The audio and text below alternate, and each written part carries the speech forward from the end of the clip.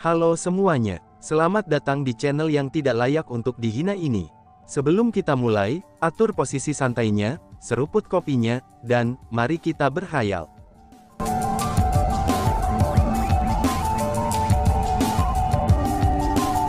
Melanjutkan cerita sebelumnya, dalam sekejap, The Avaricious Immortal telah terluka. Jadi dia secara alami tahu, bahwa seorang ahli telah ikut campur. Namun sayangnya, hati serakahnya sudah bertekad untuk membunuh. Karena itulah, dia mengabaikan ahli itu. Dia pun berteriak dengan keras, lalu mengeluarkan senjata dan menusukkannya ke arah Chu Feng. Mati, teriak Avaricious Immortal. Dan, boom. Namun melihat ini, individu berjubah hitam itu mengangkat tangannya, dan menembakkan serangan telapak tangannya. Kemudian, teriakan menyedihkan pun terdengar. The Avaricious Immortal telah dihempaskan beberapa mil jauhnya. Meskipun serangan telapak tangan itu tidak membunuh Avaricious Immortal, tapi dia telah dimutilasi dengan buruk saat dia jatuh ke tanah. Dia telah terluka serius, dan kehilangan kemampuan untuk terus berjuang.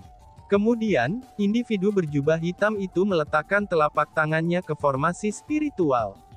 Dengan getaran telapak tangannya, kekuatan ilahi segera terungkap. Di depan kekuatannya yang luar biasa, formasi spiritual tanda naga itu mulai pecah dan tersebar. Kemudian dengan lambaian telapak tangannya, Chu Feng dan Hong Qiang keduanya memasuki kendalinya. Senior, meskipun aku tidak tahu siapa kamu, aku harap kamu dapat membantu leluhur aku, serta dua immortal untuk melarikan diri. Melihat pria misterius itu datang untuk menyelamatkannya, Chu Feng berbicara dan meminta bantuannya. Mendengar kata-kata itu, pria itu sedikit terkejut. Kemudian, dia melambaikan lengan bajunya sekali lagi. Wush wush wush. Dalam sekejap, langit dan bumi menjadi gelap. Awan hitam mulai melonjak, itu ketika angin tornado tak terbatas muncul entah dari mana. Angin tornado itu pun tiba, di tempat di mana Bai Li Xuankong dan 4 kepala klan kekaisaran besar bertarung. Saat angin kencang berputar, mereka benar-benar tak terhentikan. Meskipun tornado itu tidak memiliki niat untuk membunuh, tapi ketika ditelan olehnya, ketua klan besar dari 4 kekaisaran besar hanya bisa membiarkan diri mereka berputar seperti daun yang jatuh. Mereka tidak mampu melawan angin yang berputar kencang seperti itu. Wush! Tepat pada saat ini, pria berjubah hitam itu mengulurkan tangannya dan kemudian meraih. Kemudian, Bai Li Xuankong berubah menjadi sinar cahaya dan tiba di depannya. Setelah itu, pria itu membawa Chu Feng, Hong Qiang, dan Bai Li Xuankong bersamanya, lalu memasuki ruang spasial. Setelah memasukinya, mereka pun menghilang. Kamu tidak bisa melarikan diri. Segera, 4 kepala klan kekaisaran besar memimpin pasukan mereka, dan mulai mengejar mereka. Namun, bagaimana mungkin mereka bisa mengejarnya? Jangankan tubuhnya, bahkan pria itu langsung menyembunyikan semua auranya. Tentu saja Bagu Chu Feng, Bai Li Xuankong, dan Hong Qiang, aura mereka juga disembunyikan dengannya. Chu Feng telah diselamatkan. Pria itu sangat kuat. Dia sebenarnya adalah kaisar marsial peringkat 4. Siapa sebenarnya dia? Siapa lagi? Dia pastilah ayah Zhang Tianyi, penguasa benteng. Selain dia, siapakah yang memiliki kemampuan semacam ini? Seru semua kerumunan sambil mengalihkan pandangan mereka ke arah benteng. Adapun orang-orang dari 4 klan kekaisaran besar, tidak hanya mereka melihat benteng, tapi tatapan mereka juga dipenuhi dengan niat membunuh. Mereka sangat marah, sehingga mata mereka memerah. Niat membunuh tanpa batas telah menutupi seluruh benteng. Meskipun mereka tahu bahwa ayah Zhang Tianyi bukan seseorang yang dipandang rendah, tapi tetap saja dia telah membuat musuh dari 4 klan kekaisaran besar mereka, itu dengan cara menyelamatkan Chu Feng. Dengan demikian, mereka secara alami tidak akan membiarkan masalah itu hilang begitu saja. Semuanya, kamu harus memiliki bukti dari apa yang kamu katakan. Kalau tidak, jangan salahkan aku karena tidak sopan, ucap seseorang. Namun demikian, tepat pada saat ini, ayah Zhang Tianyi terbang keluar dari benteng. Dia berdiri di atas benteng, dan tiba di kerumunan dengan ekspresi membunuh. Reaksinya ini dapat dimengerti. Karena bagaimanapun, memang benar bahwa orang banyak itu salah menuduhnya. Ini, sebenarnya bukan dia. Seru kerumunan. Setelah melihat penampilan ayah Zhang Tianyi, semua orang pun terkejut. Pria berjubah hitam itu sudah melarikan diri. Selain itu, dia telah melarikan diri keluar. Namun anehnya, ayah Zhang Tianyi segera muncul. Ini berarti bahwa orang yang menyelamatkan Chu Feng barusan, dia benar-benar bukan ayah Zhang Tianyi. Namun jika bukan dia, lalu siapa yang menyelamatkan Chu Feng? Bukankah ini berarti ada karakter agung lain, dengan kultivasi peringkat 4 kaisar bela diri yang mendukung Chu Feng? Tidak hanya Chu Feng memiliki dukungan dari Immortal Kompas, Immortal Berambut Salju, dan juga Kaisar Marsial yang mengenakan topi bambu kerucut, tapi ia benar-benar memiliki dukungan dari Kaisar Marsial peringkat 4 lainnya. Ini benar-benar terlalu mengejutkan. Seberapa kuatkah dukungan Chu Feng yang sebenarnya? Tidakkah ini berarti, dia benar-benar mampu melawan 4 klan kekaisaran besar yang terus ada selama beberapa puluh ribu tahun? Seru kerumunan. Ketika orang banyak memikirkan hal ini, banyak dari mereka yang kewalahan. Bahkan setelah waktu yang lama, mereka tidak bisa mendapatkan kembali ketenangan mereka. Chu Feng datang entah dari mana. Namun ia ternyata memiliki asal-usul yang agung. Tepat pada saat ini, Immortal Berambut Salju tiba-tiba berteriak. Sampah tua yang tak tahu malu. Immortal ini tidak akan bermain dengan kalian semua lagi, teriak Immortal Berambut Salju. Kemudian setelah berteriak, dia melempar sebuah barang. Segera, asap tebal mulai melonjak. Asap itu menutupi garis pandang semua orang. Semua orang, selamat tinggal, ucap Immortal Kompas. Pada saat yang sama, Immortal Kompas juga mengeluarkan item serupa. Setelah dia membuang item itu, asap tebal juga mulai melonjak. Saat asap tebal menyebar, kedua immortal itu sudah melarikan diri. Jika kalian semua tidak mengejar aku tidak akan melihat lebih jauh apa yang terjadi hari ini. Namun jika kamu mengejar aku pasti akan membuat 4 klan kamu tidak dapat hidup dalam damai, ucap Immortal Rambut Salju. Tidak hanya Immortal Berambut Salju melarikan diri, dia bahkan secara terbuka mengancam 4 klan kekaisaran besar. Sialan. Pada saat ini, 6 tetua agung dari 4 klan kekaisaran besar gemetar karena marah. Namun sayangnya, tidak ada dari mereka yang mengejar Immortal Berambut Salju maupun Immortal Kompas. Sebenarnya, jika mereka benar-benar ingin mengejar Immortal Berambut Salju dan Immortal Kompas, mereka mampu melakukannya. Namun bahkan jika mereka mengejarnya, apa yang bisa mereka lakukan? Jika mereka mampu membunuh mereka berdua, maka mereka sudah akan melakukannya. Mengapa mereka harus bertarung begitu lama? Jika mereka terus melawan keduanya, maka mereka mungkin mendorong mereka berdua ke sudut. Jika itu terjadi, Immortal Berambut Salju dan Immortal Kompas bisa saja mulai membantai orang-orang dari 4 klan kekaisaran besar mereka secara terbuka. Pada saat itu, korban pada 4 klan kekaisaran besar mereka tidak hanya sebesar ini.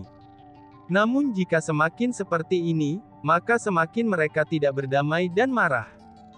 Kebencian yang mereka rasakan untuk Immortal Berambut Salju dan Immortal Kompas pada saat ini, itu benar-benar sangat besar. Mereka telah menyergap untuk waktu yang lama, dan mempersiapkan dengan cermat untuk menangkap dan membunuh Chu Feng. Namun pada akhirnya, tidak hanya Chu Feng yang melarikan diri, mereka tampaknya bahkan tidak melukai Chu Feng sedikit pun. Namun sekarang, lihatlah mereka. Mereka sangat menderita. Tidak perlu menyebutkan mereka yang bukan Kaisar Marsial, karena ada banyak korban bahkan di antara Kaisar Marsial mereka. Paling tidak bisa berkata-kata, 10 Kaisar Marsial yang tewas telah dibunuh oleh Chu Feng. Bahkan Immortal yang memiliki alis putih telah mati di tangan Chu Feng. Namun pada akhirnya, semua ini disebabkan oleh Immortal Berambut Salju dan Immortal Kompas. Jika mereka tidak ikut campur, bagaimana mungkin Chu Feng bisa melarikan diri? Mungkin Chu Feng sudah terbunuh oleh mereka. Namun meskipun mereka tahu bahwa itu semua kesalahan Immortal Berambut Salju dan Immortal Kompas, tapi mereka tidak punya pilihan selain membiarkan mereka melarikan diri. Setelah semua, dengan pasukan yang mereka miliki bersama mereka di sini, itu tidak cocok bagi mereka untuk melawan Immortal yang berambut salju dan Immortal kompas sampai akhir yang begitu pahit. Jika mereka ingin melenyapkan mereka berdua, mereka harus memikirkan cara lain untuk melakukannya. Mungkin bisa dikatakan, tetap saja bahwa mereka telah dikalahkan dalam pertempuran hari ini. Bahkan benar-benar dikalahkan di atas itu. Apa yang telah mereka derita saat ini, itu tidak hanya terbatas pada hilangnya Kaisar Bela Diri, dan elit dari 4 klan yang telah mereka pelihara selama bertahun-tahun. Bahkan dari itu, martabat dan wajah 4 klan kekaisaran besar mereka juga telah diinjak-injak. Jadi pada saat ini, orang-orang dari 4 klan kekaisaran besar sangat tertekan. Setiap orang memiliki ekspresi yang sangat buruk di wajah mereka. Mereka benar-benar tidak mengerti, mengapa Chu Feng belaka bisa memiliki dukungan dari banyak orang. Namun terlepas dari betapa tertekannya 4 klan kekaisaran besar saat ini, mereka tidak mampu menghentikan kerumunan dari menjalankan mulut mereka. Setelah semua, untung hari ini, orang banyak telah melihat dengan mata kepala sendiri betapa gagahnya Chu Feng itu. Jangankan 4 klan kekaisaran besar sendiri yang memikirkannya, bahkan para pengamat yang hadir di sini hari ini juga tahu, bahwa keputusan 4 klan kekaisaran besar untuk menjadikan Chu Feng musuh, kemungkinannya akan berarti bahwa masa depan mereka akan sangat sulit. Setelah semua, anak itu dengan nama Chu Feng benar-benar terlalu menantang surga. Pada saat ini, jauh dari keramaian, 3 siluet tersembunyi di dalam kehampaan. Sementara 3 orang ini memiliki penampilan seperti manusia, tapi ada keunikan pada mereka. Mereka memiliki rambut pirang, mata hijau, serta tinggi dan kurus. Penampilan mereka berkali-kali lebih indah daripada manusia biasa. Meskipun 2 dari mereka jelas-jelas lelaki tua, tapi mereka jauh lebih tampan daripada lelaki tua dari manusia biasa. Sudah pasti bahwa mereka sangat tampan ketika mereka masih muda. Di antara mereka bertiga, itu adalah anggota generasi muda. Pria itu memiliki wajah yang mirip dengan wanita. Di dewan dia, perempuan biasa akan kehilangan kemegahan mereka. Dia benar-benar terlalu cantik. Jika dia seorang wanita, dia akan menjadi cantik. Namun dengan penampilannya, ia tidak memiliki jejak maskulinitas. Namun ketika mengabaikan penampilannya, pria ini memiliki kultivasi yang luar biasa. Usianya paling banyak hanya 10 tahun lebih tua dari Chu Feng. Dia pasti bisa dianggap sebagai anggota generasi muda. Namun demikian, dia adalah seorang kaisar bela diri, dan juga peringkat 1 kaisar bela diri. Adapun 2 pria tua berdiri di kedua sisi di belakangnya, mereka bahkan lebih luar biasa. Tidak hanya mereka Martial Emperors, tapi mereka juga peringkat 4 Martial Emperor. Kedua orang tua itu adalah orang-orang dengan kaliber yang sama dengan 4 tetua agung yang tertinggi, abadi kompas dan juga abadi berambut salju. Ketiga orang ini semuanya adalah peri kuno. Tidak, lebih tepatnya lagi, mereka adalah orang-orang dari kerajaan elf. Chu Feng itu benar-benar luar biasa.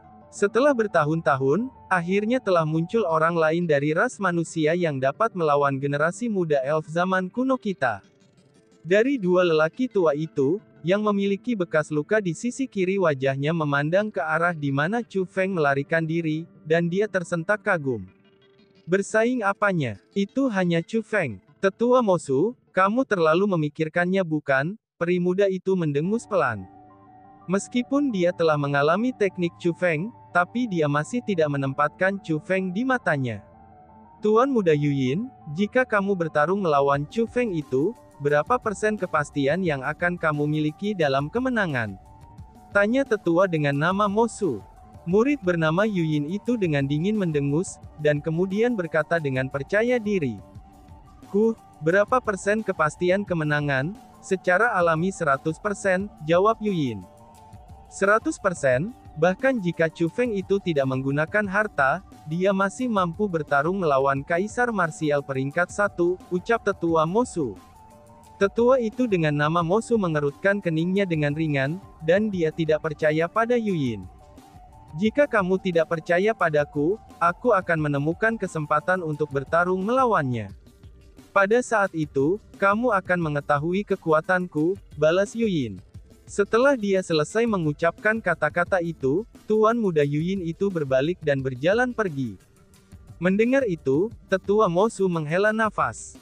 Sementara Tuan Muda Yuyin memang memiliki bakat luar biasa, tapi dia terlalu sombong dan meras kepala. Selain itu, para jenius muncul di antara manusia dalam jumlah besar.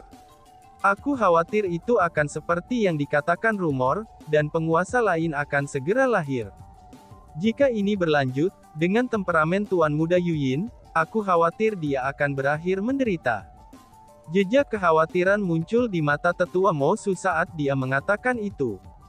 Saudara Mosu, aku pikir kamu terlalu memikirkan banyak hal. Meskipun Tuan Muda Yuyin sangat sombong, tapi ia memiliki kekuatan untuk sombong. Kamu sekarang harus tahu, bahwa dia akan menerobos ke peringkat 2 kaisar bela diri, kata pria tua berambut putih lainnya. Brother Mowen, apa yang kamu katakan adalah kebenaran? Tanya Tetua Mosu. Mendengar kata-kata itu, Tetua Mosu langsung terkejut. Tentu saja, kemungkinan besar, Tuan Muda Yuyin sekali lagi akan mendapatkan kedudukan generasi muda nomor 1 elf kuno kita. Sejak Lady Princess memasuki ranah Martial Emperor setengah tahun yang lalu, status anggota nomor 1 generasi muda telah dipegang oleh Lady Princess sepanjang waktu. Dan sekarang, akhirnya akan kembali ke Tuan Muda Yuyin, jawab Tetua Mowen. Ketika menyebutkan masalah ini, Tetua Mowen cukup senang. Tampaknya, dia ingin Tuan Muda Yuyin itu menjadi generasi muda nomor 1 dari peri kuno. Secara alami, tidak ada kesalahan yang dapat ditemukan dalam bakat Tuan Muda Yuyin. Selain itu, bagaimana dia bisa terus mempertahankan status generasi muda nomor 1 era elf kuno?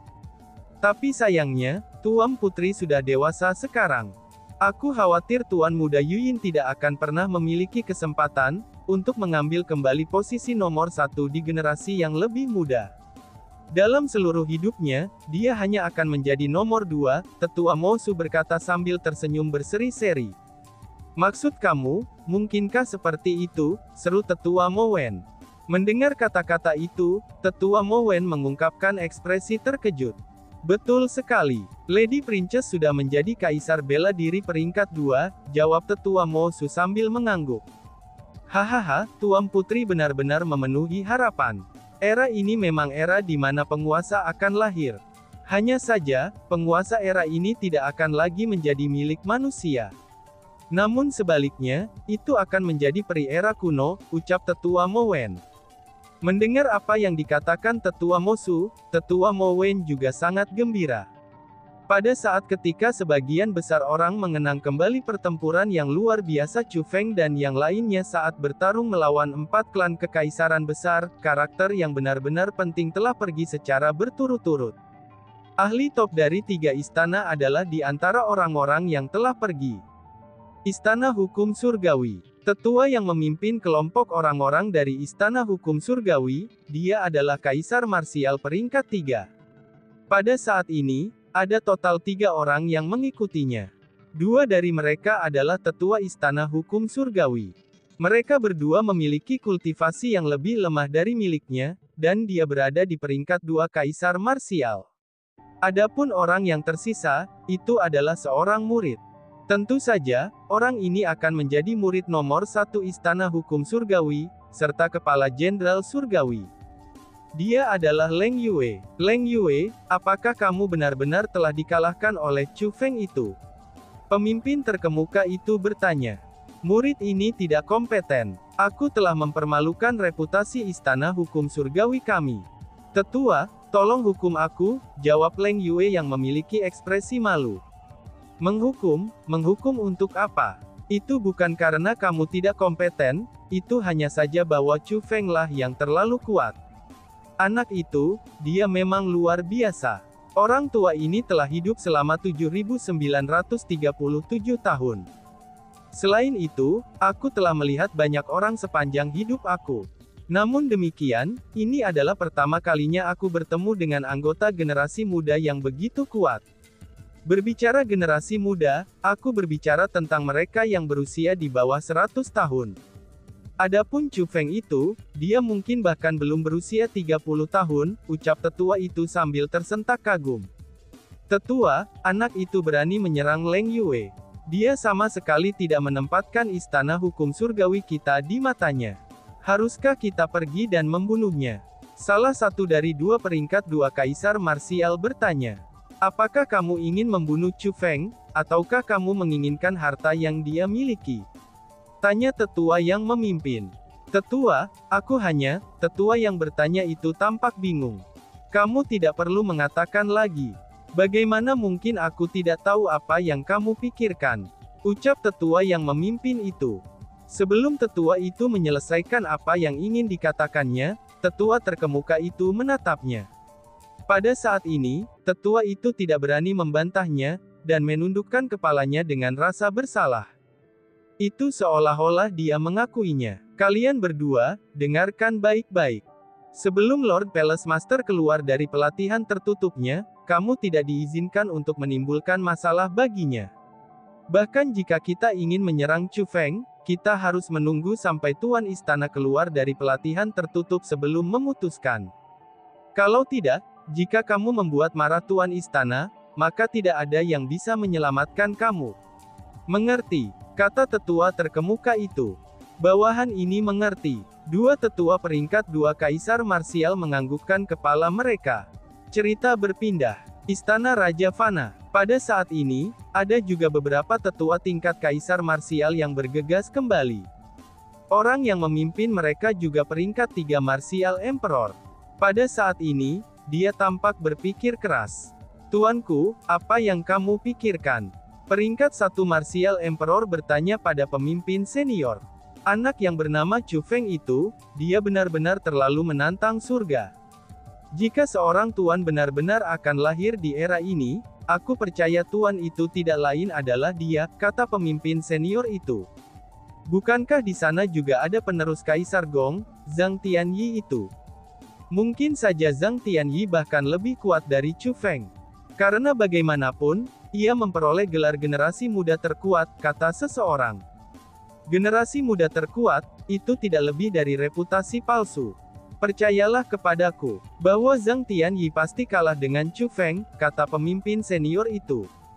Setelah tetua itu mengatakan kata-kata itu, dia menghela nafas dan kemudian berkata, dengan kelahiran Tuan Penguasa, Istana Raja Fana kita tidak akan lagi menjadi yang terkuat di antara semua manusia. Jika Chu Feng itu benar-benar matang, maka di masa depan, Istana Raja Fana kita harus mempertimbangkannya dalam setiap masalah, tambahnya. Tuan, apakah Tuan Penguasa benar-benar sekuat itu? Seseorang bertanya. Tentu saja, kalau tidak, mengapa mereka disebut Tuan Penguasa? Pemimpin senior berkata. Tuanku, bagaimana kalau kita menghilangkan Chu Feng sebelum dia matang? Tanya seseorang. Hehehe, dengan hanya kamu. Pemimpin senior itu melemparkan pandangan menghina pada peringkat 1 kaisar marsial, dan kemudian dia berkata. Bahkan 3 orang peringkat 2 kaisar bela diri saja telah terbunuh olehnya hari ini.